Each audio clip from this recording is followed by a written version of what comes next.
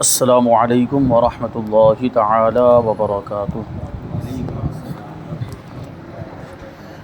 نحمده ونصلي ونسلم على رسوله الكريم اما بعد فاعوذ باللہ من الشیطان الرجیم بسم اللہ الرحمن الرحیم ان اللہ وملائکته یصلون علی النبی یا ایہا الذین آمنوا صلوا علیہ وسلموا تسلیما اللهم صل على سيدنا ومولانا محمد معدن الجود والكرم وآله الكرام وابنه الكريم وبارك وسلم صلاة وسلاما عليك يا رسول الله صلی اللہ تعالی علیہ وسلم۔ سبق نمبر 11 اختیارات مصطفیٰ صلی اللہ علیہ وسلم کا بیان ہے۔ اس سے پہلے والے درس میں یہ بات شامل کی گئی تھی کہ اللہ تبارک و تعالیٰ نے اپنے حبیب صلی اللہ علیہ وسلم کو اختیارات عطا فرمائے ہیں، اور یہ دلائل سے بھی ثابت ہے، قرآن سے ثابت ہے، حدیث سے ثابت ہے۔ تو انہی دلائل کو یہاں پہ بیان کریں گے کہ اللہ تبارک و تعالیٰ نے قرآن مجید میں مختلف مقامات پر اپنے محبوب کے اختیارات کو بیان کیا۔ چنانچہ پارہ نمبر 5 سورہ نساء کی آیت نمبر 65 میں اللہ تبارک و تعالیٰ ارشاد فرماتا ہے فَلَا وَرَبِّكَ لَا يُؤْمِنُونَ حَتَّى يُحَكِّمُوكَ فِيمَا شَجَرَ بَيْنَهُمْ ثُمَّ لَا يَجِدُوا فِي أَنفُسِهِمْ حَرَجًا مِّمَّا قَضَيْتَ وَيُسَلِّمُوا تَسْلِيمًا۔ تو اے محبوب، تمہارے رب کی قسم، وہ مسلمان نہ ہوں گے جب تک اپنے آپس کے جھگڑے میں تمہیں حاکم نہ بنائیں، پھر جو کچھ تم حکم فرما دو اپنے دلوں میں اس سے رکاوٹ نہ پائیں اور جی سے مان لیں، یعنی دل سے مان لیں۔ تو دیکھیں یہاں پر حضور پاک صلی اللہ علیہ وسلم کے فیصلے کو ماننے کا تذکرہ ہے کہ مسلمانوں میں آپس میں اگر کوئی اختلاف ہو جائے، کوئی جھگڑا ہو جائے، تو انہیں چاہیے کہ وہ حضور کی بارگاہ میں حاضر ہوں اور حضور کی بارگاہ میں اپنا مقدمہ پیش کریں، پھر حضور پاک صلی اللہ علیہ وسلم جو بھی حکم صادر فرمائے اس کو وہ مانیں، تسلیم کریں اور اس کے مطابق عمل کریں۔ تو اس سے حضور کا اختیار ثابت ہوتا ہے کہ اللہ تبارک و تعالیٰ نے حضور کو فیصلہ کرنے کا اختیار دیا، تبھی تو حکم دیا جا رہا ہے کہ وہ حضور کی بارگاہ میں آئیں۔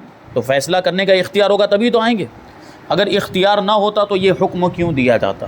تو اس آیت کریمہ سے حضور پاک صلی اللہ علیہ وسلم کا اختیار ثابت ہوتا ہے، اور حضور اپنی رائے کے مطابق جو چاہے وہ فیصلہ فرما سکتے ہیں، اپنی ثواب دید کے مطابق، جو آپ کو مناسب لگے، جو بہتر لگے، اس کے مطابق جس کے حق میں چاہیں اور جس کے خلاف چاہیں آپ فیصلہ فرما سکتے ہیں۔ اللہ تبارک و تعالیٰ نے آپ کو یہ اختیار دیا۔ پارہ نمبر 10 سورہ توبہ کی آیت نمبر 29 میں ارشاد خداوندی ہے قاتل الذین لا یؤمنون باللہ ولا بالیوم الآخر ولا یحرمون ما حرم اللہ ورسولہ۔ لڑو ان سے جو ایمان نہیں لاتے، یعنی بے ایمانوں سے لڑو، ان سے لڑو جو ایمان نہیں لاتے اللہ پر اور قیامت پر، اور حرام نہیں مانتے اس چیز کو جس کو حرام کیا اللہ اور اس کے رسول نے۔ دیکھو یہاں پہ حرام کرنے کی نسبت اللہ کی طرف بھی کی گئی اور رسول اللہ کی طرف بھی کی گئی، یعنی وہ لوگ جو بے ایمان ہیں وہ اللہ پر تو ایمان نہیں لاتے، قیامت کے دن پر بھی ایمان نہیں لاتے، اور ان چیزوں کو حرام نہیں مانتے جن چیزوں کو اللہ نے بھی حرام کیا اور رسول اللہ صلی اللہ علیہ وسلم نے بھی حرام کیا۔ تو اس سے کیا پتہ چلا کہ جس طریقے سے شرعی احکام اللہ تبارک و تعالیٰ کی طرف سے نافذ ہوتے ہیں، حضور پاک صلی اللہ علیہ وسلم کی طرف سے بھی نافذ ہو سکتے ہیں۔ اللہ تبارک و تعالیٰ جس طرح چیزوں کو حرام یا حلال فرماتا ہے، اسی طرح حضور پاک صلی اللہ علیہ وسلم کو بھی اللہ تعالیٰ نے یہ اختیار عطا فرمایا کہ آپ بھی چیزوں کو حلال اور حرام فرماتے ہیں، یعنی آپ جس چیز کو چاہیں وہ حلال فرما دیں، جس چیز کو چاہیں وہ حرام فرما دیں۔ اور یہ بھی ہو سکتا ہے کہ عام حکم ارشاد فرمائیں، اور یہ بھی ہو سکتا ہے کہ کسی خاص فرد کے لیے کوئی الگ سے حکم ارشاد فرما دے کہ عام لوگوں کے لیے کوئی چیز ایسے حرام ہو، لیکن کسی ایک مخصوص شخص کے لیے، کسی مخصوص انسان کے لیے وہ چیز حلال فرما دے۔ اللہ تبارک و تعالیٰ نے یہ اختیار حضور کو عطا فرمایا، جیسے کہ حضرت ساریہ، غالباً حضرت ساریہ ہی نام ہے، حضرت ساریہ رضی اللہ تعالی عنہ کے بارے میں حضور پاک صلی اللہ علیہ وسلم نے ارشاد فرمایا۔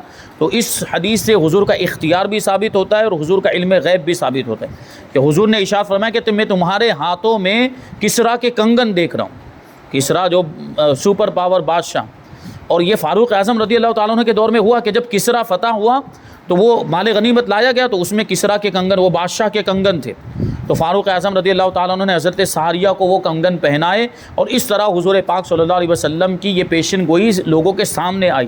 تو اس میں حضور کا علم غیب بھی ہے۔ اور حضور پاک صلی اللہ علیہ وسلم کا اختیار بھی کہ وہ سونے کے کنگن تھے. مردوں کے لیے سونا پہننا جائز نہیں ہے، مردوں کے لیے سونا پہننا حرام ہے، لیکن گویا کہ حضرت ساریہ کے لیے وہ جائز قرار دیا حضور نے. عام لوگ مردوں کے لیے اس کی اجازت نہیں ہے، تو یہ حضور کا اختیار ہے. پارہ نمبر 28 سورہ حشر کی آیت نمبر 7 میں ارشاد خداوندی ہے وما آتاکم الرسول فخذوہ وما نہاکم عنہ فانتہوا، کہ جو کچھ تمہیں رسول عطا فرمائے وہ لو اور جس سے منع فرمائے اس سے رک جاؤ. اس سے بھی تو حضور کا اختیار کہ حضور جو حکم دیں اس پر عمل کرنا ہے، اور حضور جس سے روکے ہمیں اس سے رک جانا ہے. حضور ہمیں کچھ عطا فرمائے تو وہ لے لینا ہے، حضور ہمیں کسی چیز سے منع فرما دے تو اس سے رک جانا ہے. تو یہ حضور کو دینے کا اختیار کس نے دیا؟ حضور کو روکنے کا اختیار کس نے دیا؟ اللہ تبارک و تعالیٰ نے دیا. پارہ نمبر 22 سورہ احزاب کی آیت نمبر 36 میں ارشاد خداوندی ہے وما کان لمؤمن ولا مؤمنۃ اذا قضى الله ورسوله امرا ان يكون لهم الخيرۃ من امرهم، اور کسی مسلمان مرد نہ مسلمان عورت کو پہنچتا ہے کہ جب اللہ و رسول کچھ حکم فرما دیں تو انہیں اپنے معاملے کا کچھ اختیار رہے. کیا مطلب؟ کہ اللہ و رسول جب کوئی فیصلہ فرما دیں، اللہ و رسول جب کچھ حکم فرما دیں تو پھر کسی مسلمان کو یہ حق نہیں پہنچتا، کسی مسلمان مرد یا عورت کو یہ حق نہیں پہنچتا کہ پھر انہیں کچھ اختیار رہے. نہیں، اللہ اور رسول کے حکم کے سامنے پھر انہیں اپنا سر تسلیم خم کر دینا ہے، اس کو مان لینا، اسی پر عمل کرنا ہے. اب وہ اپنی مرضی نہیں چلا سکتے. اللہ کے حکم کے سامنے اور رسول پاک صلی اللہ علیہ وسلم کے حکم کے سامنے ہم اپنی مرضی نہیں چلا سکتے. حضور نے حکم فرما دیا تو ہمیں اس کو مان لینا ہے. تو دیکھیں یہاں پر اللہ کے نام مبارک کے ساتھ حضور کا بھی نام آیا کہ اللہ حکم فرما دے اور رسول حکم فرما دے. اس کا مطلب کیا کہ رسول کا حکم بھی نافذ ہوتا ہے، رسول کو بھی حکم نافذ کرنے کا اختیار ہے، اور رسول کے حکم کو بھی مانا جائے گا جیسے کہ اللہ کے حکم کو مانا جاتا ہے. صدر الافاضل حضرت علامہ و مولانا مفتی سید محمد نعیم الدین مراد آبادی رحمۃ اللہ تعالی علیہ فرماتے ہیں کہ اس سے معلوم ہوا کہ آدمی کو رسول کریم صلی اللہ علیہ وسلم کی فرما برداری کرنا ہر معاملے میں واجب ہے، اور نبی کریم صلی اللہ علیہ وسلم کے مقابلے میں کوئی اپنی ذات کا بھی خود مختار نہیں. یعنی حضور نے حکم دے دیا تو اب اپنی مرضی سے عمل کرے، یہ نہیں ہو سکتا. اب حضور کے حکم پر عمل کرنا پڑے گا. یہ تو قرآن کی آیتیں ہو گئی. اب سوال ہے کہ احادیث مبارکہ کی روشنی میں اختیارات مصطفیٰ صلی اللہ علیہ وسلم بیان کیجئے حدیثوں کی روشنی میں. جواب: جب اللہ تعالیٰ نے اپنے بندوں پر حج فرض فرمایا، یہ حدیث ہی بیان کر رہے ہیں، مسلم شریف کے اندر اس حدیث کو روایت کیا کہ اللہ حج کا حکم نازل ہو وَلِلَّهِ عَلَى النَّاسِ حِجُّ الْبَيْتِ مَنِ اسْتَطَاعَ إِلَيْهِ سَبِيلًا، کہ لوگوں پر اللہ کے لیے بیت اللہ کا حج کرنا لازم ہے جو وہاں تک پہنچنے کی طاقت رکھتا ہو، استطاعت رکھتا ہو. تو یہ یہاں سے حج فرض ہو گیا، لیکن کن پر ہوا؟ طاقت رکھنے والوں پر، استطاعت رکھنے والوں پر فرض ہوا. اب دیکھیں آیت کریمہ کے اندر یہ نہیں بیان کیا ہے کہ 1 مرتبہ کرو یا 2 مرتبہ کرو یا 3 مرتبہ کرو، یعنی زندگی میں.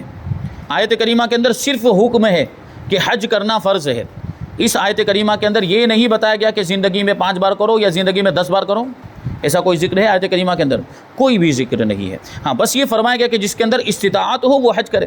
اب ہو سکتا ہے ایک آدمی کے اندر ایک ہی مرتبہ کی استطاعت ہو. کبھی کچھ لوگ بہت زیادہ مالدار ہوتے ہیں، اصحاب ثروت، تو ان کے اندر تو 5-10 حج کرنے کی بھی طاقت ہوتی ہے. بسا اوقات ہم دیکھتے بھی لوگ 25-25 حج کرتے ہیں، ان کے اندر طاقت ہوتی ہے. بہرحال حکم تو یہی ہے کہ 1 مرتبہ زندگی میں استطاعت ہونے کی شرط کے ساتھ حج کرنا فرض ہے، اور 1 سے زیادہ مرتبہ کریں گے تو پھر وہ نفلی حج کہلائے گا. یعنی جو ضروری ہے وہ 1 ہی مرتبہ ہے، وہ بھی استطاعت کی شرط کے ساتھ. اب اس کے بہت سارے دوسرے بھی شرائط ہیں. بہرحال تو یہاں جو بیان کرنا چاہتے ہیں اس کو یہ ذہن میں رکھ کر سنیں کہ زندگی میں 1 مرتبہ حج کرنا سنت فرض ہے، 1 مرتبہ استطاعت کی شرط کے ساتھ حج کرنا فرض ہے. تو وہی کہتے ہیں کہ جب اللہ تعالیٰ نے اپنے بندوں پر حج فرض فرما دیا اور رحمت عالم نور مجسم صلی اللہ علیہ وسلم نے خطبے میں حج کی فرضیت کا اعلان کرتے ہوئے فرمایا یا ایھا الناس قد فرض اللہ لکم علیکم الحج فحجوا، یعنی اے لوگو اللہ پاک نے تم پر حج کو فرض فرما دیا ہے لہٰذا حج کیا کرو. اب یہ حج کی فرضیت حضور نے بیان کی تو صحابہ کرام موجود تھے، صحابہ کرام نے سنا. اب دیکھیں صحابہ کرام ان کے سوالات میں بھی ہمارے بہت سارے فائدے تھے. ان کے سوالات، صحابہ کرام کا یہ سوال کرنا بھی ہمارے لیے احسان. بہت ساری چیزیں اس کی وجہ سے ہمارے سامنے کھل کر آ گئی. ان کے سوال کرنے کی وجہ سے حضور نے جواب ارشاد فرمائے تو بات بالکل واضح ہو گئی. تو ایک صحابی رسول جن کا نام حضرت اقرا بن حابس رضی اللہ تعالیٰ عنہ بیان کیا جاتا ہے، انہوں نے عرض کیا یا رسول اللہ صلی اللہ تعالیٰ علیہ وسلم، کیا ہر سال حج کرنا فرض ہے؟ کیونکہ آیت کریمہ میں بھی کوئی ذکر نہیں تھا کہ ایک بار کرنا ہے یا 2 بار کرنا ہے، ہر سال کرنا ہے یا ایک ہی سال کرنا ہے۔ اور حضور نے جو یہ ارشاد فرمایا تھا ایھا الناس قد فرض اللہ لکم علیکم الحج، تو اس میں بھی اس کا کوئی ذکر نہیں تھا کہ ہر سال کرنا ہے یا ایک ہی مرتبہ کر لیں گے تو کافی ہے۔ تو انہوں نے یہ سوال پوچھا، 3 مرتبہ انہوں نے یہی سوال کیا، ایک بار انہوں نے سوال کیا، حضور نے جواب نہیں دیا، دوسری بار 3 بار اس طرح سوال کیا۔ ہر مرتبہ رسولوں کے سالار نبی مختار صلی اللہ علیہ وسلم نے خاموشی ہی اختیار فرمائی، جواب نہیں دیا۔ پھر ارشاد فرمایا کہ لو قلت نعم لوجبت، کہ اگر میں ہاں کہہ دیتا تو ہر سال حج کرنا فرض ہو جاتا۔ اس سے کیا پتہ چلا کہ حضور کو احکام میں تبدیلی کرنے کا بھی اختیار ہے۔ ابھی دیکھ لیں آپ کہ ایک ہی زندگی میں ایک ہی مرتبہ حج کرنا فرض ہے، لیکن کیا حضور اس کا ارشاد فرماتے ہیں کہ اگر میں ہاں کہہ دیتا تو ہر سال فرض ہو جاتا، کیونکہ حضور کی زبان میں بھی وہ تاثیر ہے۔ حضور کو بھی اللہ تبارک و تعالیٰ نے احکام کے نافذ کرنے کا اختیار دیا ہوا ہے، شریعت کے احکام، تشریعی اختیارات اس کو کہا جاتا ہے، حلال حرام جائز ناجائز، یہ سارے اختیارات حضور کو حاصل ہیں۔ یاد رہے کہ حج زندگی میں ایک ہی مرتبہ فرض ہے، جیسا کہ حدیث پاک میں ہے کہ جب صحابی رسول حضرت سیدنا اقرا بن حابس رضی اللہ تعالی عنہ نے رسول اللہ صلی اللہ علیہ وسلم سے ہر سال حج فرض ہونے کے بارے میں سوال کیا تو آپ صلی اللہ علیہ وسلم نے ارشاد فرمایا بل مرتن واحدتن فمن زادہ فتطوع، یعنی حج ایک ہی مرتبہ فرض ہے اور جو ایک سے زیادہ کرے گا تو وہ نفلی ہوگا، یعنی طاقت ہو استطاعت ہو کرنا چاہتے تو کر سکتے ہیں، ثواب تو ملے گا بہرحال، لیکن ایک سے زیادہ جو حج کرے گا پھر وہ ایک سے زیادہ والا جو حج ہے وہ نفلی کہلائے گا۔ سوال، حضور پاک صلی اللہ علیہ وسلم نے اپنے اختیارات کے ذریعے امت پر جو آسانیاں فرمائی اس کی کچھ مثالیں بیان فرمائیں۔ تو جواب دیتے ہیں کہ کئی مواقع پر سرکار نامدار امت کے غمخوار صلی اللہ علیہ وسلم نے ہم گنہگاروں کی مشقت و دشواری کا لحاظ کرتے ہوئے شرعی مسائل میں ہماری آسانیوں کا خاص خیال فرمایا۔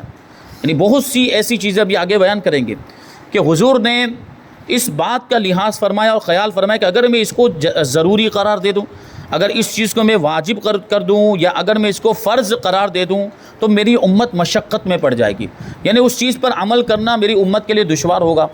تو حضور نے اس کو ضروری قرار نہیں دیا، اس کو واجب قرار نہیں دیا، فرض قرار نہیں دیا۔ تو کیا مطلب ہوا؟ حضور کو اختیار ہے کہ فرض قرار دیں یا نہ دیں، واجب قرار دیں یا نہ دیں، یہ اس سے حضور کا اختیار ثابت ہوتا ہے۔ پہلی روایت بیان کرتے ہیں، حضور نے ارشاد فرمایا لولا ان اشق علی امتی لفرضت علیہم السواک کما فرضت علیہم الوضوء، کہ اگر مجھے اپنی امت کی دشواری کا خیال نہ ہوتا تو میں ضرور ان پر مسواک کو اسی طرح فرض کر دیتا جس طرح میں نے ان پر وضو فرض کیا ہے، یعنی جس طرح وضو کرنا ضروری مسواک کرنا بھی ضروری ہو جاتا۔ حضور پاک صلی اللہ علیہ وسلم کو مسواک سے بڑی محبت تھی اور بہت ہی پیاری سنت ہے مسواک، مسواک کا استعمال کرتے رہنا چاہیے۔ اب اس میں دنیا کے بھی بہت سارے فائدے ہیں، دانتوں کے لیے، منہ کے لیے، بہت ساری بیماریوں کی شفا ہے مسواک کے اندر، اور حضور پاک صلی اللہ علیہ وسلم کی پیاری سنت ہے۔ سنت کے ارادے سے، سنت کی نیت سے اس پر عمل کریں تو فائدے تو ہونے ہی ہونے ہیں۔ سنتوں میں کبھی بھی کوئی نقصان نہیں ہو سکتا، سنتوں میں فائدہ ہی فائدہ ہے، دنیا کا بھی فائدہ اور آخرت کا بھی فائدہ ہے۔ یہ تو اب لوگ مان رہے ہیں دھیرے دھیرے، جب جیسے جیسے سائنس ترقی کر رہی، ٹیکنالوجی آگے بڑھ رہی، لوگوں کو سمجھ میں آ رہا ہے کہ حضور کے پیارے پیارے طریقوں میں اور حضور کی سنتوں میں کیسی برکتیں ہیں، دنیا کی بھی برکتیں اور آخرت کی بھی برکتیں ہیں۔ تو یہ سنت ہے مسواک، اس کو اپنانا چاہیے۔ لیکن حضور کیا فرماتے ہیں کہ اگر مشقت کا خیال نہ ہوتا کہ میری امت تکلیف میں پڑ جائے گی، کیونکہ پھر نماز تو ہمیں 5 وقت پڑھنی ہے، تو 5 وقت پھر اگر ضروری قرار دے دے تو 5 وقت میں مسواک کرنا تھوڑا مشکل ہو سکتا، کبھی دستیاب ہو کبھی دستیاب نہ ہو، کبھی وقت ہو کبھی وقت نہ ہو، تو دشواری ہوتی۔ تو اس دشواری کا خیال فرماتے ہوئے حضور نے اس کو ضروری قرار نہیں دیا بلکہ اس کو سنت ہی رہنے دیا۔ اب اگر آپ کے پاس مسواک نہیں ہے تو آپ انگلی سے دانت کو مانجھ لیں، دانت کو صاف کر لیں تو چل جائے گا، لیکن ہاں مسواک کی سنت وہ مسواک کے ذریعے ہی ادا ہوگی۔ اب انگلی سے صاف کرنے سے وہ سنت ادا نہیں ہوگی، وہ تو اس کے قائم مقام ہو گیا ایک اعتبار سے۔ ہاں مسواک نہیں ہے تو یہ دانتوں کو صاف کر لیں، دانتوں میں کچھ لگا ہو، دانتوں کے درمیان اگر کوئی گوشت وغیرہ کا ریشہ رہ گیا ہو تو اس کو نکالیں، صاف کریں اور اس کے بعد جو ہے کہ وضو کریں۔ تو دیکھیں اس سے حضور کا اختیار ثابت ہوتا ہے۔ دوسری روایت ارشاد فرمایا لولا اشق لولا ان اشق علی امتی لامرتهم ان یؤخروا العشاء الى ثلث اللیل او نصفه، کہ اگر مجھے اپنی امت کی مشقت کا خیال نہ ہوتا تو میں عشاء کی نماز کو تہائی یا آدھی رات تک مؤخر کرنے کا ضرور حکم دیتا. کیونکہ دیکھیے عشاء کا وقت تو پورا صبح صادق تک رہتا ہے، مغرب کے وقت کے بعد سے شروع ہو جاتا ہے عشاء کا وقت، پھر صبح صادق تک عشاء کا وقت رہتا ہے. یعنی اگر آپ نے مان لیجئے کہ ابتدائی وقت میں نہیں پڑھی تو آدھی رات کے بعد بھی پڑھ سکتے ہیں، تہائی رات کے بعد بھی پڑھ سکتے ہیں. اور حضور پاک صلی اللہ علیہ وسلم کو یہ بات پسند تھی کہ عشاء کو مؤخر کیا جائے، عشاء کو مؤخر کر کے بعد میں پڑھا جائے. لیکن حضور کیا ارشاد فرماتے کہ اگر امت کی تکلیف کا، ان کی مشقت کا خیال نہ ہوتا تو میں ضرور یہ حکم دیتا، لیکن حضور نے یہ حکم نہیں دیا. اس کا کیا مطلب ہے کہ ابھی حضور کی پسند ہے اس میں. اس کا مطلب ہے کہ بہتر تو یہ ہے کہ ہم مؤخر کریں، ہم 12 بجے کے بعد پڑھیں یا ہم آدھی رات کے بعد پڑھیں. تو یہ حضور پاک صلی اللہ علیہ وسلم کی پسندیدہ چیز ہے عشاء کی نماز کو مؤخر کرنا. لیکن علماء نے ابھی اس زمانے کے اعتبار سے آدھی رات سے زیادہ مؤخر کرنے کو منع فرمائے. کیوں؟ کیونکہ ہم زیادہ اگر لیٹ کریں گے تو جماعت میں کمی آ جائے گی. اب ہم جلدی پڑھتے ہیں جب لوگ نہیں آتے نماز پڑھنے کے لیے. اگر 12 بجے کے بعد پڑھیں گے تو کہاں سے آئیں گے لوگ؟ جماعت میں کمی ہو جائے گی یا لوگ نمازی آئیں گے نہیں. تو اس بات کا لحاظ کرتے ہوئے حکم یہ کہ جلدی پڑھ لیں گے. لیکن پھر بھی حضور کی پسندیدہ چیز تو یہی کہ اس کو مؤخر کیا، لیکن یہ واجب یا ضروری نہیں ہے. تو اس سے بھی تو حضور کا اختیار ثابت ہوتا ہے. تیسری روایت ارشاد فرمائے کہ ولولا ضعف الضعیف والسقم السقیم لاخرت هذه الصلاة الى شطر الليل، کہ اگر بوڑھوں کی کمزوری اور مریضوں کی بیماری کا خیال نہ ہوتا تو اس نماز کو یعنی نماز عشاء کو آدھی رات تک ضرور مؤخر کر دیتا. اب یہاں دوسری وجہ ذکر کی، کیونکہ اس میں بھی تو مشقت ہی کا ذکر ہے، کیونکہ جماعت میں بوڑھے بھی شامل ہوتے ہیں، بزرگ بھی، عمر دراز لوگ بھی شامل ہوتے ہیں، اور ہو سکتا ہے مریض بھی شامل ہوں. تو ان کے لیے دشواری ہو جائے گی بہت رات تک جاگنا اگر ہم اس کو آدھی رات سے زیادہ مؤخر کرتے ہیں تو ان کا لحاظ کرتے ہوئے. اور اب بھی تو یہ چیز ہے کہ بوڑھے بھی شریک ہوتے ہیں، کمزور بھی شریک ہوتے ہیں، بیمار بھی آتے ہیں، تو ان کا خیال کرتے ہوئے جلدی ہی ٹائم رکھا جائے. 4 نمبر پر حضرت سیدنا برا بن عازب رضی اللہ تعالیٰ عنہ سے مروی ہے کہ حضرت سیدنا ابو بردہ رضی اللہ تعالیٰ عنہ نے نماز عید سے پہلے ہی قربانی کر لی. جبکہ شہر میں حکم کیا ہے؟ شہر میں اگر ہم رہتے ہوں، دیہات میں صبح صادق کے بعد قربانی ہو سکتی ہے، لیکن شہر میں رہنے والے کے لیے ضروری کیا ہے کہ نماز عید ہو جائے، اس کے بعد ہی وہ قربانی کر سکتا ہے. نماز عید سے پہلے قربانی نہیں ہو سکتی. تو حضرت ابو بردہ رضی اللہ تعالیٰ عنہ نے نماز عید سے پہلے ہی قربانی کر لی.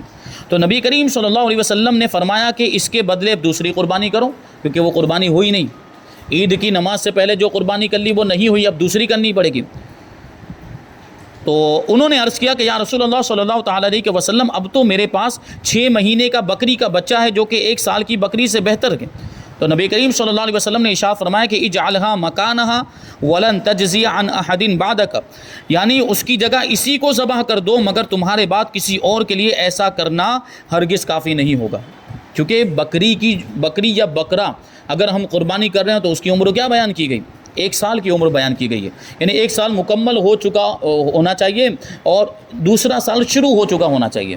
اب یہاں پہ وہ کیا کہہ رہے ہیں، عرض کر رہے ہیں حضرت ابو بردہ حضور کی بارگاہ میں کہ بکری کا بچہ ہے وہ 6 مہینے کا ہے، لیکن اس کے باوجود حضور پاک صلی اللہ علیہ وسلم نے ان کو اجازت دی. یہ حضور کا اختیار ہے. عام حکم یہ ہے، عام ایمان والوں کے لیے حکم یہ ہے کہ بکرا یا بکری ذبح کر رہے ہوں تو وہ 1 سال کا ہونا چاہیے، لیکن حضور نے حضرت ابو بردہ کے لیے اپنے اختیار کو استعمال کرتے ہوئے اس بکری کی قربانی کو جائز قرار دے دیا، اس بکری کے بچے کی قربانی کو جائز قرار دے دیا جو 6 مہینے سے کم کا ہو. اور حضور کا اختیار آنے والے جملے سے بھی ثابت ہو رہا ہے کہ حضور نے یہ بھی ارشاد فرمایا کہ تمہارے علاوہ کسی اور کے لیے یہ کافی نہیں ہوگا.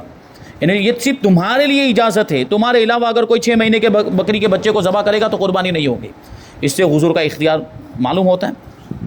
اسی طرح اللہ کریم نے باہمی لین دین کے معاملات میں 2 مردوں کو گواہ بنانے کا حکم دیتے ہوئے پارہ نمبر 3 سورہ بقرہ کی آیت نمبر 282 میں ارشاد فرمایا وَاسْتَشْهِدُوا شَهِيدَيْنِ مِن رِجَالِكُمْ، اور 2 گواہ کر لو اپنے مردوں میں سے. یعنی جب کچھ بھی لین دین کا معاملہ کر رہے ہیں تو اس پہ گواہ بنا لینا چاہیے کہ اگر بعد میں کچھ اختلاف ہوا تو ہم گواہ پیش کر سکیں. جیسے قرض کا لین دین، قرض کا معاملہ، مان لو مثال کے طور پر میں نے آپ کے پاس سے 10,000 روپے لیے تو 2 گواہوں کی موجودگی میں یہ ہونا چاہیے کہ میں نے ان کے پاس سے 10,000 روپے لیے اور یہ مدت اس کی بیان کی گئی ہے کہ اتنی مدت کے اندر میں دوں گا، تاکہ پھر یہ قرض کی مقدار کے اندر بھی اختلاف ہو تو وہ گواہی دیں گے کہ بھائی 10,000 روپے تھے، کم زیادہ نہیں تھے. کیونکہ جو دینے والا ہو سکتا ہے وہ کہے گا میں نے تو 12,000 روپے دیے تھے، اور یہ کہے گا نہیں میں نے تو 8,000 روپے ہی لیے تھے. تو اس طرح کے معاملات ہوتے ہیں، بعد میں اختلاف ہوتا ہے. تو گواہ ہوں گے تو گواہوں کے ذریعے سے بات ثابت ہو سکے گی. بھائی ہاں 10,000 روپے تھے، گواہ تو گواہ آ کر بتا دیں گے کہ بھائی ہم گواہی دیتے کہ 10,000 روپے تھے. پھر مدت کے اندر بھی اختلاف ہو سکتا ہے. یہ کہیں گے کہ بھائی 2 ہی مہینے کی مدت تھی، اور قرض لینے والا زیادہ مدت بتائے گا عام طور پر، کیونکہ اس میں فائدہ ہوگا. نہیں 4 مہینے کی مدت ہوئی تھی، تو گواہوں کے ذریعے سے اس کو ثابت کیا جائے گا. تو یہ گواہ کا معاملہ شریعت کے اندر رکھا گیا ہے، اور یہ بہت ہی پیاری چیز ہے. دنیا والوں نے اس کو اپنایا ہے، تو یہ تو ہمارے اسلام کا حکم ہے، تو ہمیں بدرجہ اولا اس کو اپنانا چاہیے. نہیں کورٹ کے اندر بھی جائیں اگر آپ، تو وہاں پر بھی گواہ مانگے جاتے ہیں. بھائی کیا تمہارا دعویٰ ہے تو اس کے گواہ پیش کرو. ہوتا ہے کہ نہیں ہوتا؟ تو یہ تو اسلام کا حکم ہے، بنیادی حکم ہے. تو ہم اس طرح کے لین دین کے معاملات کر رہے ہوں تو اس میں گواہ ضرور بنانا چاہیے. البتہ دیکھیں یہاں پر جو بتانا چاہتے ہیں وہ یہ ہے کہ 2 گواہ بنانے چاہیے، 2 مردوں کو گواہ بنانا چاہیے. اور دوسری اسی کے بعد والی آیت کریمہ میں کہ اگر 2 مرد نہ ہو، مان لیجیے کہ ایک مرد ہے اور باقی عورتیں ہیں، تو ایک مرد کے مقابلے میں 2 عورتیں ہونی چاہیے، کیونکہ 2 عورتوں کی گواہی مل کر ایک مرد کی گواہی کے برابر ہوتی ہے. تو اگر 2 مرد ہیں تو ان کی گواہی کافی ہو جائے گی، لیکن عورت ہے تو پھر وہ ایک مرد ہو، اس کے ساتھ میں 2 عورتیں ہونی چاہیے. ہاں خالی عورتوں کی گواہی بھی معتبر نہیں، مرد ہونا چاہیے، ایک مرد ہونا چاہیے، 2 عورتیں ہونی چاہیے. تو اس میں یہ فرمایا گیا کہ 2 گواہ کر لو اپنے مردوں میں سے. معلوم ہوا کہ کسی بھی معاملے میں تنہا مرد کی گواہی شرعاً قبول نہیں، یعنی ایک مرد کی گواہی قبول نہیں، 2 مرد ہونے چاہیے. یہی اللہ پاک کا حکم ہے جو تمام مسلمانوں کے لیے ہے. مگر حضور پاک صلی اللہ علیہ وسلم نے اپنی مرضی مبارک سے حضرت سیدنا خزیمہ رضی اللہ تعالیٰ عنہ کو اس حکم عام سے بری اور آزاد قرار دیتے ہوئے، یعنی مستثنیٰ قرار دیتے ہوئے، کسی بھی معاملے میں ان کی تنہا گواہی کو 2 مردوں کی گواہی کے برابر قرار دے دیا. اللہ کا حکم ہے، سوچیں آپ، اللہ کا حکم ہے کہ 2 گواہ بناؤ، لیکن حضور پاک صلی اللہ علیہ وسلم، دیکھیں اس کو یوں بھی نہیں کہا جا سکتا کہ حضور نے معاذ اللہ کے حکم کی خلاف ورزی کی. نہیں، خود اللہ ہی نے تو اختیار دیا ہے حضور کو، حکم کو بدلنے کا اختیار دیا ہے، کسی کو مستثنیٰ کرنے کا اختیار دیا ہے. تو عام حکم تو وہی ہے جو قرآن میں آیا، لیکن یہ خاص حکم تھا حضرت خزیمہ رضی اللہ تعالیٰ عنہ کے لیے. اور ارشاد فرمایا کہ من شہید لہ خزیمۃ او شہید علیہ فہو حسبہ، یعنی خزیمہ رضی اللہ تعالیٰ عنہ کسی کے حق میں گواہی دے دیں یا کسی کے خلاف گواہی دیں تو ان کی تنہائی گواہی کافی ہوگی.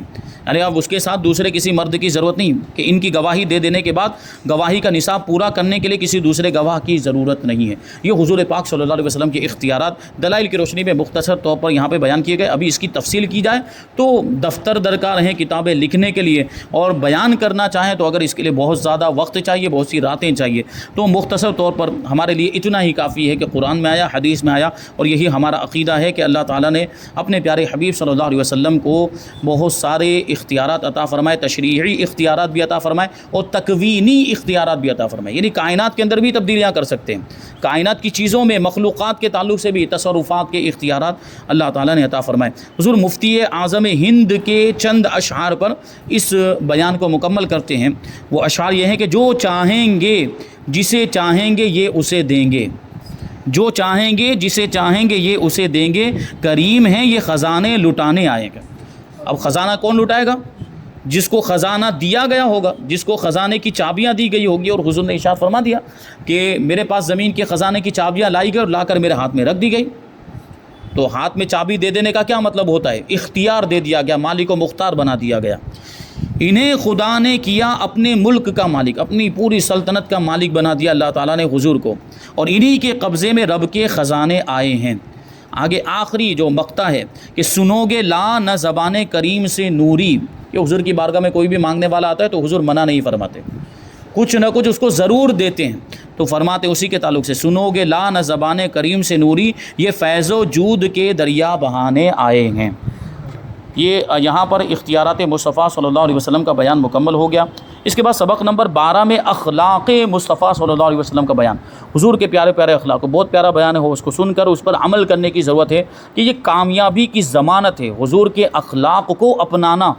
کیونکہ حضور کے اخلاق ہی تو معیار ہے. دنیا والوں کے طور طریقے بدلتے رہتے ہیں، وہ کبھی کسی کو اچھا مانتے، کبھی وہی چیز ان کی نظر میں بری ہو جاتی، کبھی کوئی چیز پہلے بری ہوتی بعد میں ان کو اچھی لگنے لگ جاتی ہے، اس کو اپنا لیتے ہیں۔ لیکن ہمارے لیے تو حضور کے اخلاق ہمیشہ کے لیے اچھے، ہمیشہ کے لیے بہتر، اس میں کوئی یہ شک اور شبہ کی گنجائش ہی نہیں ہے کہ یہ کبھی اچھے ہو، حضور کے اخلاق کبھی اچھے ہوں تو کبھی برے ہو جائے، یہ ہو ہی نہیں سکتا۔ یہ قیامت تک کے لیے حضور پاک صلی اللہ علیہ وسلم کا کردار اور آپ کے اخلاق یہ ہمارے لیے معیار ہیں، ہمارے لیے دلیل ہیں۔ انشاءاللہ اس کو ہم آئندہ درس میں شامل کریں گے۔ اللہ تبارک و تعالیٰ کی بارگاہ میں دعا ہے کہ جو کچھ بھی بیان ہوا اس پر ہم سب کو عمل کرنے کی توفیق عطا فرمائے۔ وما علینا الا البلاغ۔ السلام علیکم۔